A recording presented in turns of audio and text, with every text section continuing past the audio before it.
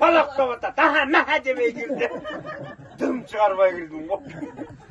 Hazır ушундай болуп калды. Hazır murun ayтканга жакшы болчу. Билесиздерби апалар?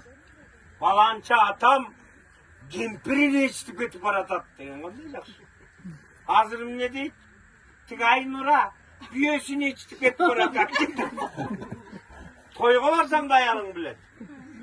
Бар отуруп эле бирдеме ичкиң келип, бутылка көтөрүп келет эле аялың сенден сурабайт. Сени карайт дагы, бул ичпейт. Ооруп атат деп коет. Отурасың 3-чү группадагы инвалид болуп. Кайрым ооруп атат деп. Аялың өсүп жүр кайт койбайсыңарбы?